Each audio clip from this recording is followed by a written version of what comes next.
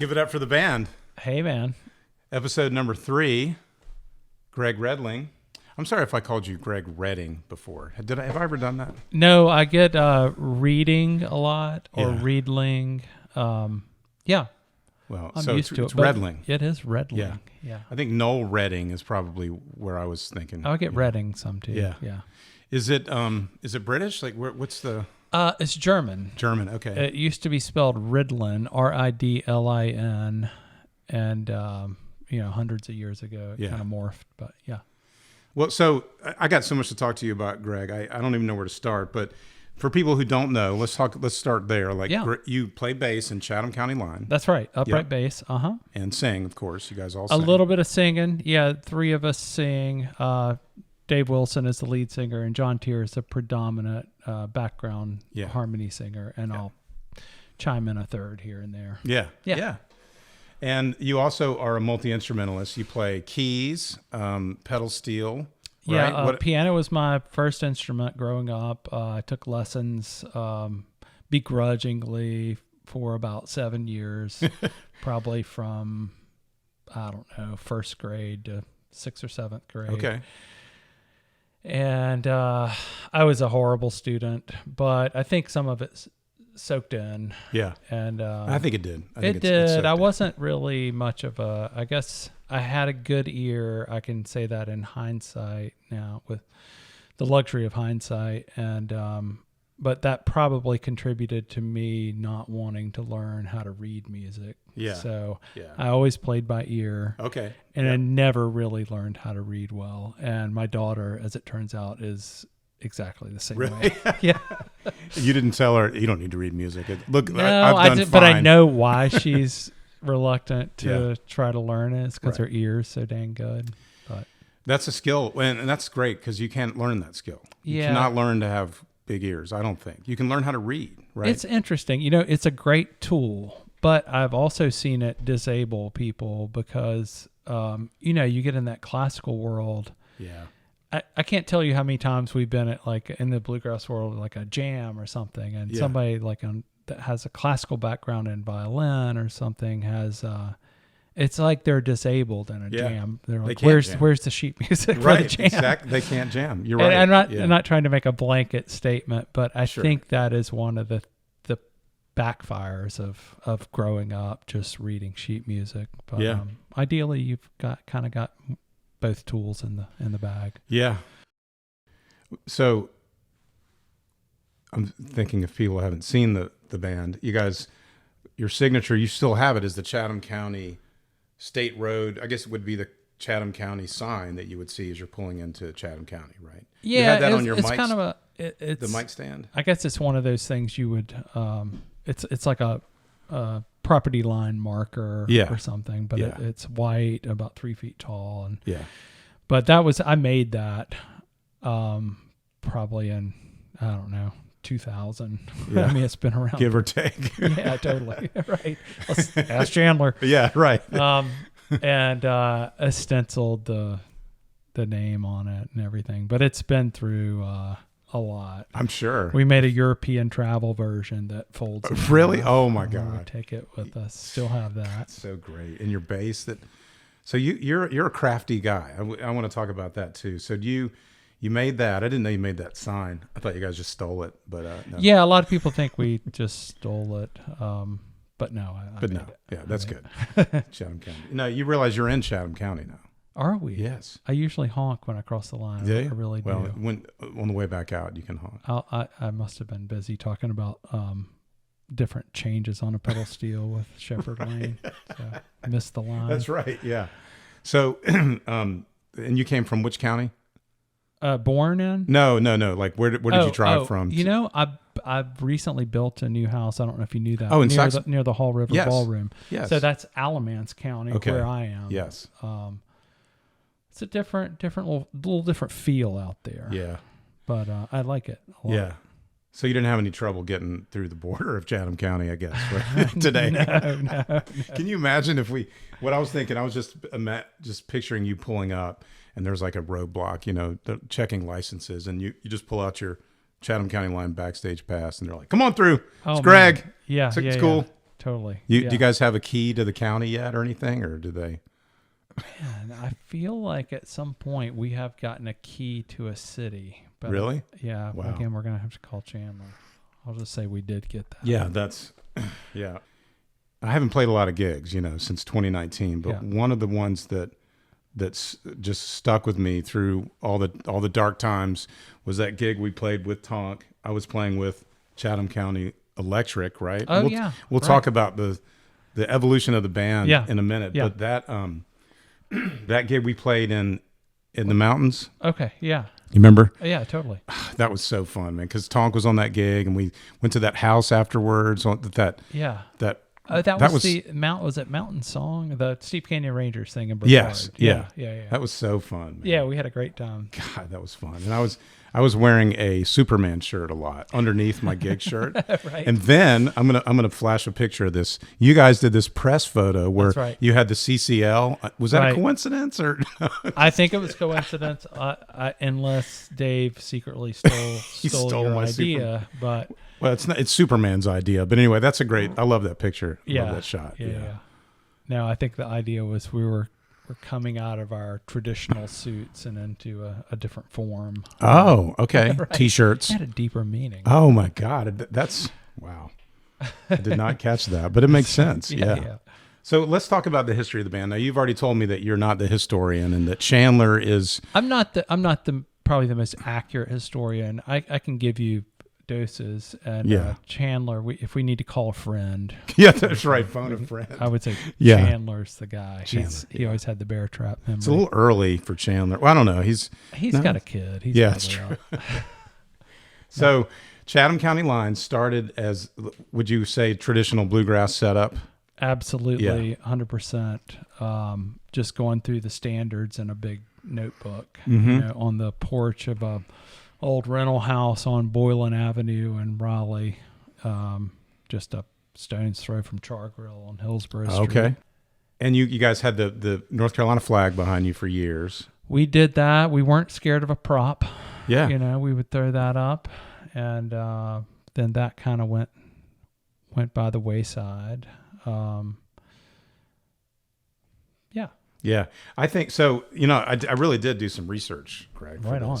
And this, but North Carolina, where I'm going with this is North Carolina was sort of your brand, right? I mean, the Chatham County Line, people, now they know about Chatham County, the flag. I mean, it was like, it's part of your thing. Yeah. And so for bluegrass, I mean, Tony Rice, Earl Scruggs, Jim Lauderdale, Doc, and Merle Watson. I mean, they're all from North Carolina. I mean, it's a very rich music history with that. And then, folk, Emmylou Harris. I didn't know that. I don't think I knew that either. Yeah, Emmylou Harris, Randy Travis, Ronnie Millsap, James Taylor, and Clay Aiken. Yeah, I knew James Taylor. I knew Clay Aiken and James Taylor. Yeah, and Kelly Pickler. So not one but two American Idols. Yeah, that's right. Right. So, I mean, do you guys when you traveled around? Because you guys travel around the world. I mean, do people already know? Obviously, the bluegrass community knows about North Carolina, but did you find yourself on interviews and wherever talking about North Carolina just because of the flag? I mean, did it come up a lot, or was it just the flag? It always incited a few questions, and one of the main questions that we'll probably have to call Chandler about is the two dates on the flag. Oh, what right. they represent. That's right. And I just and something about the Halifax resolves, blah blah blah. Yeah, I don't. John know. actually knows things John? into this. Yeah, we could call him too. Yeah, so we would get that, but I would find that, from an early age of the band, we started going overseas at least once or twice a year. But I found that was a pretty musically educated crowd. Yeah. Yeah. They knew a lot. A lot of these people that were avid bluegrass or Americana fans over there, would travel to the States and go to iconic places and really just, it's just, having been here, we just take that stuff for granted a little bit, But I remember being in Utrecht. Yeah. And hearing all these Dutch, all these bands from all over, and we were having a jam. You played that, and we that's we when went you over had there. your mini recorder. That's I right. remember you used to Yeah. record everything. And now I'm recording this way. Yeah, I used to Yeah. do field recordings. I had a mini disc That's right. and a Audio-Technica stereo mic, and I would Yeah. record a lot of the shows. I've got old Thad Cockrell shows that You've got that show that I sat in with you guys at the town pump in Black Mountain, yes, right? yes. Apparently, I had a good show that It's night. great. I was told. It's really great, and I'll give you the recording. I've got Right it. on. Yeah.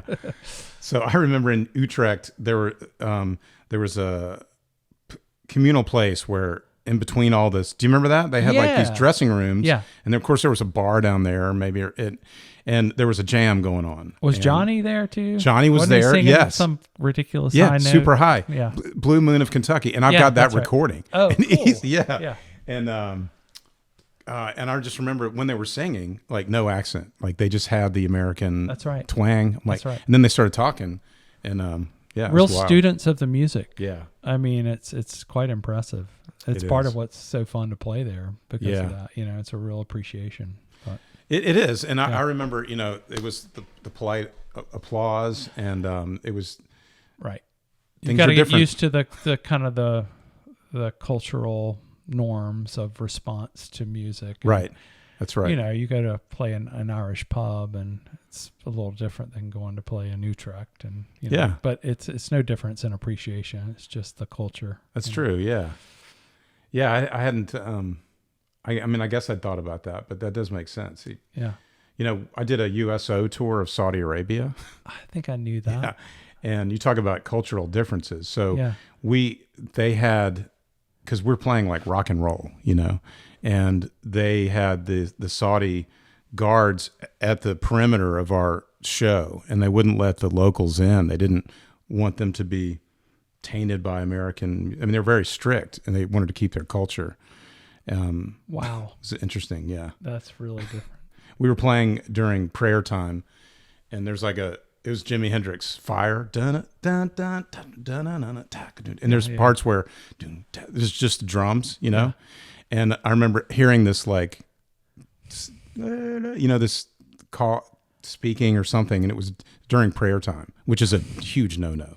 They have these prayer towers, and they're on the megaphone, and everyone's praying, and they came and shut us down because we were playing during prayer time. Dang. Jimi Hendrix in Saudi Arabia. That was wild. That's funny. So you started traditional, and of course upright bass. John plays a fiddle and mandolin, and then Right. Dave acoustic guitar, That's and right. then Chandler on banjo. So that was That's the right. traditional lineup. That was it. Yep. Yeah. And, I guess we probably, several of us probably credit the Olden and the Way, that record, Yeah, as Yep. being a big influence on us. But I know that Dave Wilson, the lead singer, primary songwriter, when he went to see Del McCurry one time, I guess it was maybe at the Carolina Theater, and got his mind exploded. I think he wanted to be exactly like that, and it was a good thing to kind of fashion ourselves after. I mean, it was like top shelf stuff. Totally. That's absolutely where I was like Three-piece I liked suits, the music, that musicianship, everything. Yeah. One microphone, and it's like Yep. it's a real thing. Absolutely. It's impactful. Yeah. I saw that band. Same thing. I was into Aquarium Rescue Unit. You remember yeah. that band? Yeah, ARU. of course. I mean, I was in music school. I was into fusion, like Dave Weckl, and just it's so far from bluegrass, Right. And then I saw them. Had some friends that I don't know. I forget where we saw them, but same thing. I was just like, my God. And what got me was the single mic thing where you're mixing yourself, and Based so on proximity. So if you're doing a solo, you step up to the mic, and then you want to. It's mixing yourself, which is a really fun way to play. it's a dance. It's kind of a dance. Oh, it's you have super to. fun. So did you guys hit each other like a lot? When Only you were as we learning? got older. We started. So you're getting worse at your craft. It's like you kind of lose a half a step. You know how you start to run into things a little bit more as you get older. Like, where'd that bruise come from? Yeah. But no, we were pretty good at it. And, yeah. That's awesome. Yeah, I really like that. So now, then you transitioned. That was your setup. That's right. And then you would do the Christmas tours, right? And you would have drums and bass, and you would switch to you bring in Jay Brown, right? To we bass were bringing and in our Zeke. dear friend Jay Brown, who I played with in the Tiff Merritt band in the early days, and he continued to play with her for years after that. Yeah. So Jay, and then Johnny Irian, who was so Zeke Hutchins was Tiff's boyfriend and then eventually husband, but the drummer in the original Tiff Merritt band. Yeah. Johnny Irian was a childhood friend of Zeke's. Okay. And so Durham guys. Oh, yeah, that's right. And they were actually in a band called Queen Sarah Saturday as teenagers that saw some decent success. Yeah, I remember that band. Yeah. And so Johnny, he ended up marrying Sarah Lee Guthrie, Arlo Guthrie's daughter, and got pretty entrenched in the folk scene and in New England. And anyway, he would come on board and be, a sixth member of the band. Yeah. And, a real nice asset though. Plays a lot of instruments, sings his great, ass off. super high. That's right.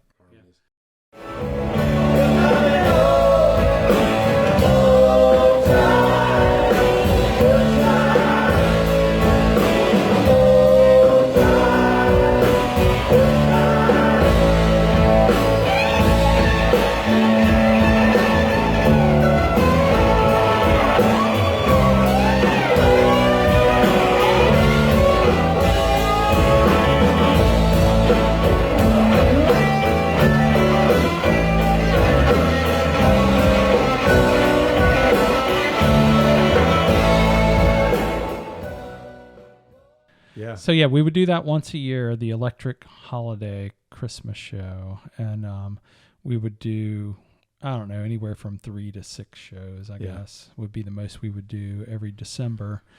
And we carried that on for, 20 years almost. And but ironically, it's kind of where we are now.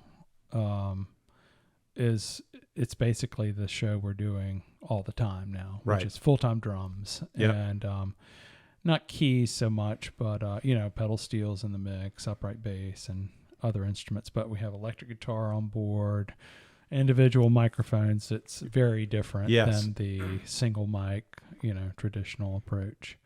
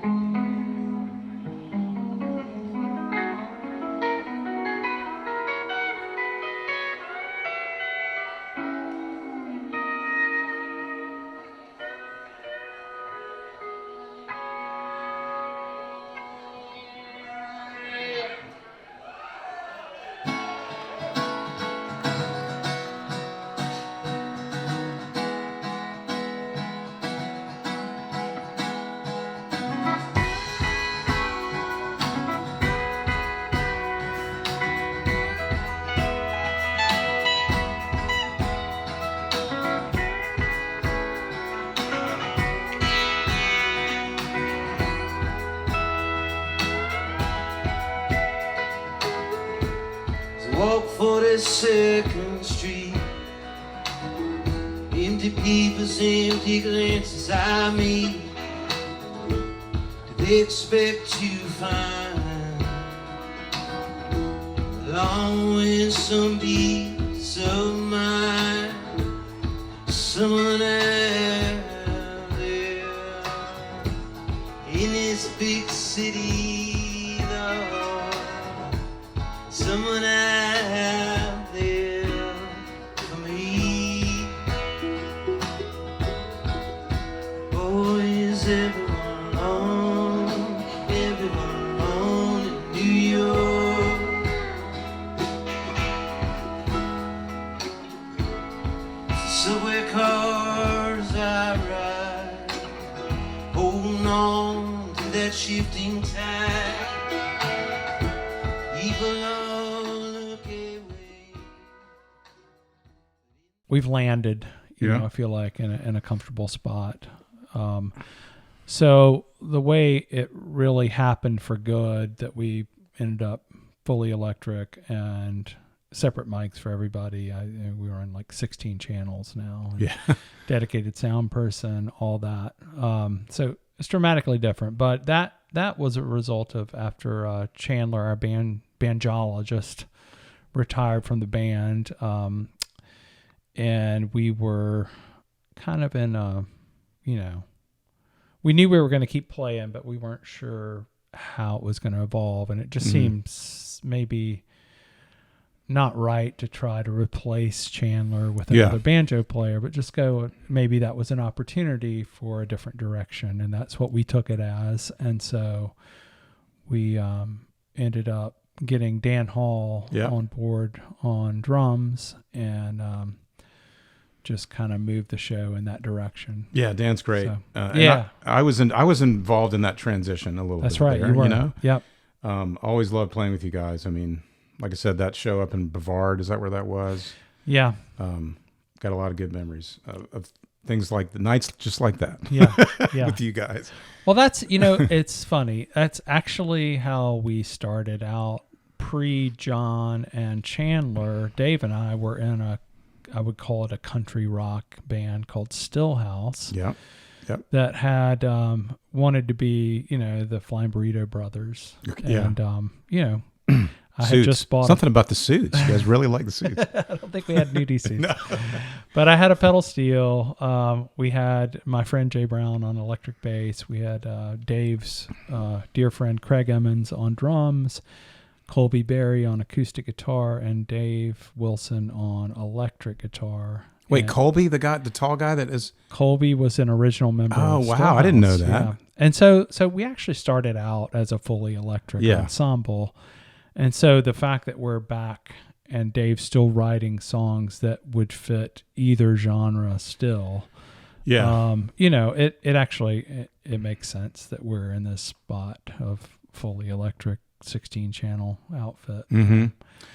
Yeah, I thought about that kind of previewing or thinking about what I was going to talk about with you and the band, and I've always thought that even though you guys were you had that traditional setup, I always thought that you guys had songs that were not straight bluegrass. You know, like Crowd Comes In. I mean, I'm just thinking those are band songs, and you can tell that whoever wrote those, I guess it was Dave, came from a band background, and I think it was always easier to add drums when you guys did the electric show or the Christmas shows, because it was always sort of in the back. It's how we all started out playing. We were all in bands that were, you know, kind of rock bands at some point in our upbringing. You know, the bluegrass thing was really just something that seemed fun and something you could, you know, go out on the front porch of a house and play and enjoy it. So, but it wasn't a stretch for us to be amplified and electric, you know. Yeah, and that's so his songwriting was informed by, you know, just like my upbringing, where our access to, you know, music was like rock radio in Charlotte. You know, honestly, if you think back, it's like listening to classic rock. Okay, so going back to my very generic question, what are some things? What is something that you know now that you didn't know, like that? I mean, here's all right, so. This is one I've been feeling a lot lately, which is I don't feel any need to prove myself. Mm-hmm. You know what I mean? Yeah. I think, and part of that is just aging. I think part of that is like when you're just young and dumb, you just kind of hit people over the head with a hammer. I think at this point in our career, there's a lot more room for built-in confidence, which I think we've earned, and subtlety, you know, and sort of taking the joy, taking as much joy in subtlety as anything else, you know? That's, you know what I mean? Yeah, totally. And it's not about a perfect show. It's about it is about the moment. It's about having fun, and it's about, you know, I think delivering a product consistently for me is an important thing. I mean, you wouldn't use the same terms if you played jazz. I don't think that would, but maybe you would. I don't know, but you know what I mean, I think. Yeah, consistency. Yeah. And you are a very consistent bass player. And well, that's my personality. So I take pride in that kind of thing, you know, and certain people would take pride in being able to play a whack-ass different solo every night. Right. And things like that. Seat of your pants kind of. Yeah. But, yeah, I mean. Yeah, those are good points. I mean, I being confident, I mean, you guys definitely have earned your right at well, the and table, I feel like I've been know, lucky to play with people that are good songwriters. Yeah. You know, whether it's you know, Tiff Merritt, I felt like that was just really lucky to be able to play with her from the standpoint of her being such a great singer. Yeah. Still one of my favorite vocalists. Oh yeah. And great songwriter. And then Dave, I love his songwriting. I love his singing. And then even Tonk, you know, that's like some really good, legit original country. It's great. You guys have so many singers, and that band is so fun. And it's like people changing instruments, and it's just like a bunch of talented people playing great, legitimate, like you said. Dave's always like joking about it, like Tonk, you know, but I mean, not in a bad way, but I'm just saying when I first went to see you guys, I was thinking, these guys are just going to be it's going to be loose. They're going to be just. There's nothing wrong with that, but then you guys brought it for sure. So yeah, you know what I'm saying? We've had our moments for sure. Yeah. Do you guys have a like a catchphrase? Because that's, you know, like ZZ Top was that little band from Texas. Right. World's Most Dangerous Band was the Paul Schaefer Band. You guys need a catchphrase for Tonk. Just think about it. I'm sure we have. I'm sure we have several. Yeah. We have, one of the things about Tonk is we always knew what our record names would be through about 4 records, even before we made a single record. That's great. So you'd already discussed that and planned out the the second record, Second Nature, and Keep It Dark was the first one, right? Yeah, Let's Keep It Dark. And then the third record was proposed to be Strike 3 or Third Strike or something. State of the Union was an idea too. Wow, that's good. Yeah. 3. Three's a magic number. Strike 3. That's actually good. Strike 3. Pretty good, right? Oh man. So we were talking about your instruments, the instruments you play, and pedal steel and dobro. Really, anything with a slide with those combinations that you mentioned, it's really lyrical. It's really you can do some things that I don't think you can do on other instruments. You know, you have this subtlety. I think that's right. You know? It's I wouldn't call myself a dobro player. I want to be clear. I mean, I had one for a hot minute, and I played on a few tracks here and there. Yeah. But very simple stuff. The pedal steel it's kind of a different animal. But you're right. It's very lyrical. I would say, you know, you hear the Sacred Steel stuff. I mean, it emulates vocals. Yeah. It has a possibility of emulating vocals as good as anything. That's true. And so it has that along with a host of other things. I think it's a great platform for atmospheric things. If you listen to, if you're a Daniel Lanois fan, he's great at like atmospheric pedal steel. It's kind of a influence of mine for sure. Man, the Teatro, that Willie Nelson, that's one of my favorite albums. Oh, it's so good. I mean, his and from a drumming perspective, he always does double drums. Oh, right. If you check that out on Teatro, they're panned, cool as hell, man. And I've got there's a YouTube video of 2 of his favorite drummers. It's really cool, very subtle. That's neat. Yeah, a lot of those sounds that I was hearing is pedal steel, but sometimes you can't place it because it's so atmospheric, you know. Right. Yeah, I think that's right. Lanois has an interesting technique. I was actually just watching a video of him kind of explaining it, but he plays with his fingers, and most people play with finger picks. And so what he does is he just cranks the shit out of the amp and plays incredibly lightly on the string. So he gets a neat effect. Interesting. But yeah. I noticed that you drive a lot. You and Dave drive. Is that because the Yeah. back seats are so uncomfortable? Man, you're the only guy that actually is in on that, I think. I think most people are like, hey, it's so commendable that you drive so much. It's like, No. have you ever sat in the back of these Yes, I vans? have, because They I suck. They do suck. You guys need to upgrade those things. I don't even think I realized that's why I drove so much until recently. And I was in the back after I'd had too many beers one night. I couldn't drive. I was like, Jesus Christ, I'm never going to do this again. You guys need to upgrade those seats, man. Yeah, we had always, back in the early days when you're just full of energy, it's like we had talked about getting old airline first class Oh, my seats God. and putting them in the back. And but that never happened. I remember there was a point before you guys got that Dave was like shopping, just you guys wait. I'm sure you all were, but I remember Dave looking at this Sprinter that had seats in the back like that.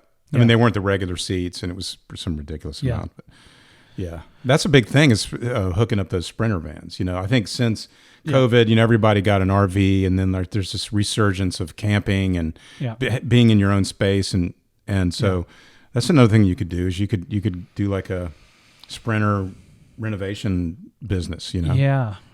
Trust me, I've going through COVID and everything. I definitely have pondered, what would my next step, my next career be if this totally petered out, you know, because it looked like it was going to, and maybe we're partially on our way back, but it was a couple tough years, It still is a little tough. And, but yeah, I've always got that kind of thing in my back pocket, but I definitely have a lot more fun when it's not a job. Yeah. Like that kind of thing, woodworking or whatever. Yeah. So, I forgot a seat. Going back to forgetting things, I've forgotten a seat, a drum seat, which is you can play standing up, but it's but you have to have a tall stand. It's just you can't just like tonight I'm going to stand up with this kit. You have to bring the stand up kit. Oh, the cocktail kit or whatever. Yeah. And so I borrowed. I sat on the lid of somebody's road case, and it was way too high. Yeah. And I was so sore, man. I didn't realize like all of those angles are different. Yeah. You know what I mean? And that was hard. Yeah, I had a similar experience where I don't fly with the pedal steel seat. I just get a drum throne or something. Right. We just do that so infrequently that just suck it up. But this time it was like, oh, that's not ideal. Yeah. Because in the pedal steel seat it's like a storage. It's all the little goodies, wrenches, but it happens to be like an important part of the ergonomics of playing it is getting that exactly at the right height. Yeah. And it being stationary, not a swiveling drum throne. I think some people may prefer that, but I didn't. Yeah, I'm a big fan of the nitrous, the shock absorbing seats. Rock and Sock is the one that I really like. God, I cannot go back to. I would imagine it's about as important as any part of your gear. Yeah, man, old back. Yeah, right. So there's a like that piano bench. I mean, there's a standard height for piano seats, right? I mean, is that right? Is it? I think it's probably right. It's probably not unlike a chair's relationship to a table, where I know from building furniture that like a dining table height is 30 inches and the chair seat height is 18. Okay. That's very standard. And then if you're going to have a bar stool at a 36-inch counter, the bar stool should be 24 inches. Okay. Or 30 inches if you go to a bar height countertop. But let's check ours downstairs. We're going to have to get out the tape measure. Yeah. Well, Greg, there's one other order of business that we need to take care of, and that is naming the studio. Did you know I have a tradition of letting the guest name the studio just for today, though? Naming this studio? This studio, yeah. Okay. And just to give you an idea of some of the names in the past, Robert Sledge picked E Sharp Studio. So, it's it's kind of a drummer joke. Right. And then Ed Butler modified that a little bit. E's Sharp Studio. Okay. Pretty good, huh? So you could either choose one of those. There's also Chatham County Out of Towny. or there was a guy that helped me do some work here, another craftsman, and his name was Joseph Pulf. And he would always say, I can't wait for this to get finished so you can do your arts in here. And he always said arts. And I said, I don't know if it's really an art studio. It's more like a music studio. So I was thinking about naming the studio after him, and it would be Pool Farts Studio. Pool Arts Studio. I like it. Okay, so which one of those do you think? Oh, I'm choosing. You get to choose, these. or make up your own name. Yeah, you get to choose. Okay. How we sign off. Well, look, what was the Chatham County one? Because Chatham County Out of Towny. I'm gonna have to go with that. Okay. It's got part of our band name in it. Yeah. You know. And we're in Chatham County, and we're out of Towny a little bit. So yeah. Thank you from Chatham County Out of Towny Studios. Give it up for the band. Greg Readling. Hey, thanks a lot, Evans. That was fun.